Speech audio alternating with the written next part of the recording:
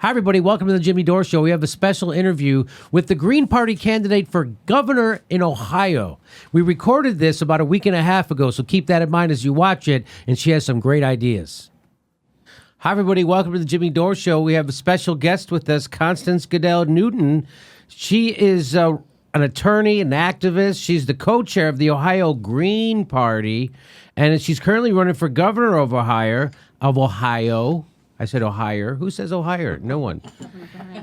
As an attorney, she protects the rights of parents and children in abuse, neglect, dependency cases, including the fundamental right to parent afforded to the people by the 14th Amendment of the United States Constitution. She also protects the U.S. and Ohio Constitution in her adult and juvenile misdemeanor and felony cases.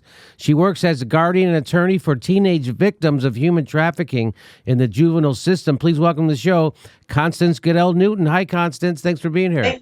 Thank you, Jimmy. It's great to be here. Now, you're running as a Green Party, which I don't know if you know, but that's not really allowed in the United States. I heard. Yeah. So what happens is that you run for office in another party, and then evil happens because of that. Do you know? Don't you know that? Like if the I've Green been told. If the Green Party wouldn't run, everything would be okay. Did you know that all the problems in the country are caused by the Green Party running? Did you know that?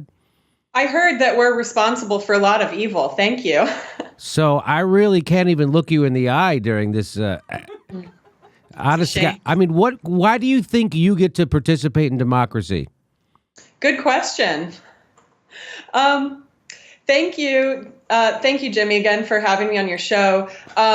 I do want to just say that the Green Party serves an essential function in our democracy by offering voters a choice and a voice in our democracy. Right now, we have a very polarized two-party system that's corrupt. We have gerrymandered districts and the party establishment choosing who the candidates are going to be instead of the people. We saw that in the Bernie Sanders election. And I see that all the time in local judges' races where the parties are getting together and deciding who's going to run an uncontested race. And because of gerrymandering, we have a system where our elected officials aren't even accountable to the people who are electing them. So I do just want to put it out there that the Green Party serves an essential function in our democracy. We are able to request recounts when there's been some type of election fraud or when we suspect that there's been fraud. And having additional parties in our democracy does serve that function, the safeguard of democracy, and also just getting our platform out there. We absolutely have a right to talk about the things that the Republicans and Democrats aren't talking about, like universal health care, like banning fracking, like ending the prison industrial complex in Ohio and in the United States. Yeah, well, I mean, sure, most people are for all those things, but if the Democrats or Republicans don't bring them up, we're not allowed to talk about. I mean, you're just not getting this. So I get, like, you think you have ideas and stuff, and you think you get to present them during an election. I just don't know how you were raised. Anyway, so what would you say? So what would you say is the biggest deficiency? What is not being talked about? Or by the way, they had the primary last night, right? Yes. In Ohio. How did that turn out? Well, we had a special election in Ohio. So Joe Manchin was our Green Party candidate in the 12th district. And we saw that it was a very split race between the Republican and Democrat. And it was a very close race. And we are just really proud of Joe and the effort that he's put forth. He has faced a lot of media suppression. He has been in one televised candidates forum, at least one, and he's really put in a huge effort getting the word out there about his candidacy, despite a media blackout, and has really worked hard for those votes. Okay. And so the Democrat did lose in that, right? At this point, I believe it's too close to call. He has come at this point slightly under the Republican vote, so it's a very close race. With the outstanding absentee ballots, it's possible that he could catch up, that he's within the margin of error to request a recount. And as somebody who's been involved with a party where our candidates have requested recounts in order to protect our democracy, we hope that if he wants a recount, that he will actually follow through and have the courage to request a recount in his race. So let me ask you, what would be the biggest, or what are some of the things that wouldn't be talked about in the race that you're talking about in this race? If you weren't in it, what are some of the things that wouldn't be brought up? There are a lot of issues that neither party will touch. I know that, for instance, I'm the only candidate in this race who is against fracking, and I'm calling for a complete moratorium on fracking and injection wells in Ohio. And this has come up because activists around Ohio are working hard to protect landowners from fracking companies and to protect our water.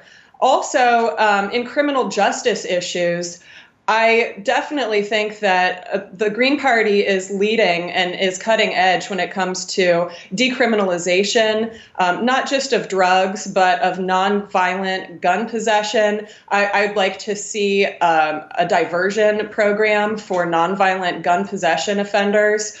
A lot of criminal justice issues are not being talked about. And, of course, universal health care or single payer care that I believe could be the solution to our state's opiate crisis. I think that we really need to provide treatment. We need to have expansive mental health and addiction services, and that should be part of a universal health care system. Healthcare is a human right. And as someone who has a pre-existing condition, I have type 1 diabetes. I'm very healthy, but I have a personal stake in this. And I would just say that I'm representing a lot of Ohioans, everyday people. And one of the biggest differences that really allows Green Party candidates to have an independent voice is the fact that we don't accept corporate donations. So we're not beholden to those corporate interests. We're not beholden to the gun lobby or the pharmaceutical lobby, the private prison industry, or the charter school industry. We really are just trying to represent the people's voice in this election. Well, you sound exactly like the kind of person I would like to vote for. You have a clear vision. You're not bought by anyone. You have ideas that actually respond to the needs of your constituents. So I just don't get why you don't run as a Democrat, right? I don't get it. It doesn't make sense. I don't understand. Just because they would probably fight against you in your own primary and then cheat you so you couldn't be the... But other than that, I mean, what's the problem? Right. Yeah. And of course, I do hear that. I hear that a lot. And I would just say that as a Green, I'm trying to do something new. We have experienced a lot of growth since 2016. So we saw a lot of people leaving the corrupt Democratic Party after the Bernie Sanders debacle. So, we've seen a lot of growth, and we've seen growth all over Ohio. And when I go to places like Canton, Ohio, which is relatively conservative, when I talk to people just out in the neighborhoods, they're really excited that something like the Green Party exists. I think that our biggest challenge is getting the word out, getting that name recognition so that people start to make the connection and understand what we're about and understand that we really represent the people. Yeah, again, just because you actually represent the views and the wills and of the people who you want to vote for you, I still don't think that gives you the right to run.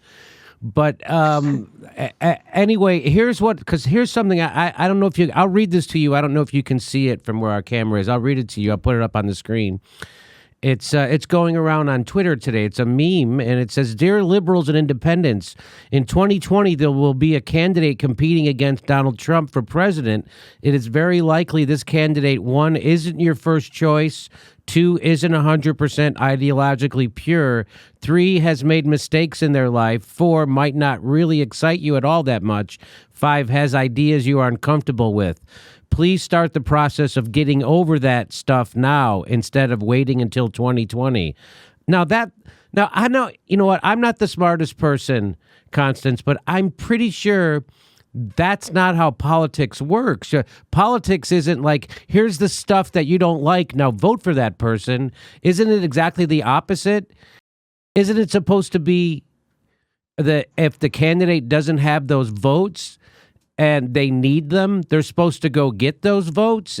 I thought that's how politics works. I'm not sure. What do you think? Right. Their message certainly isn't very convincing, right? They're basically saying, take it, chew it up and swallow it. You don't have to like it.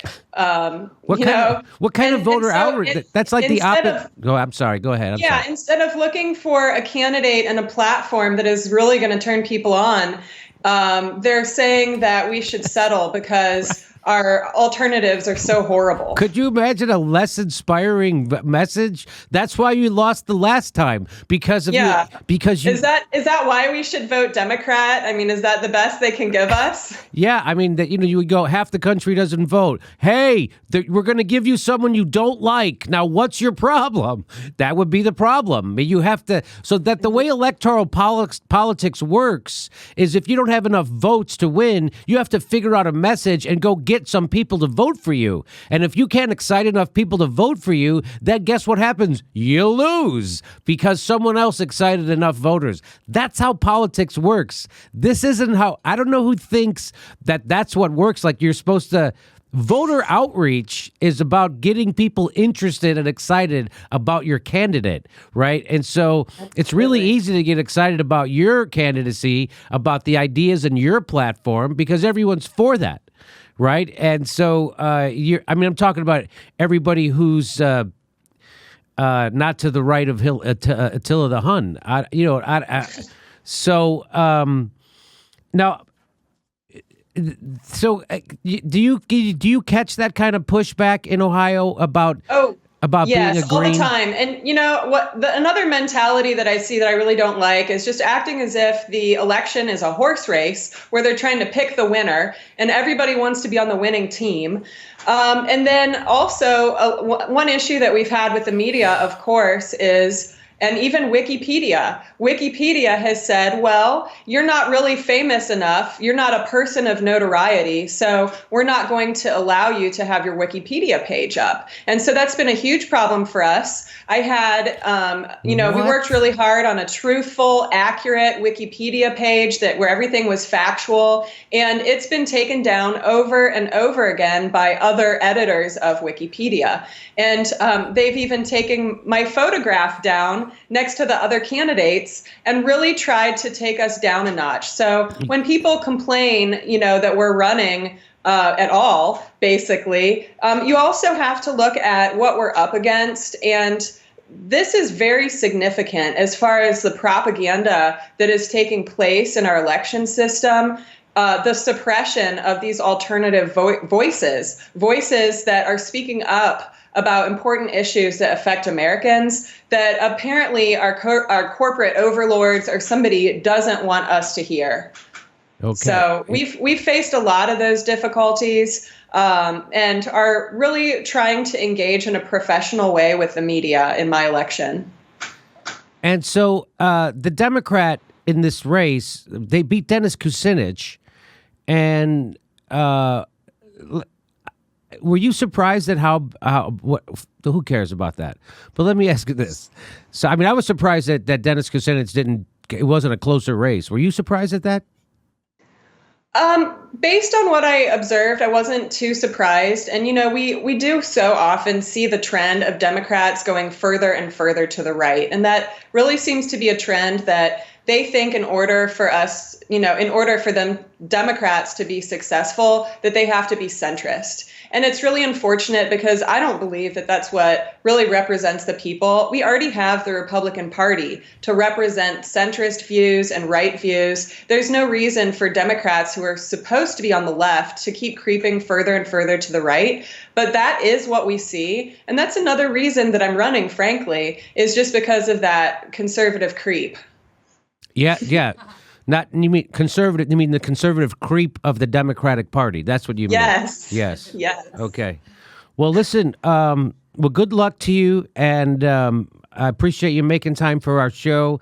Constance Gadell-Newton, what is your website?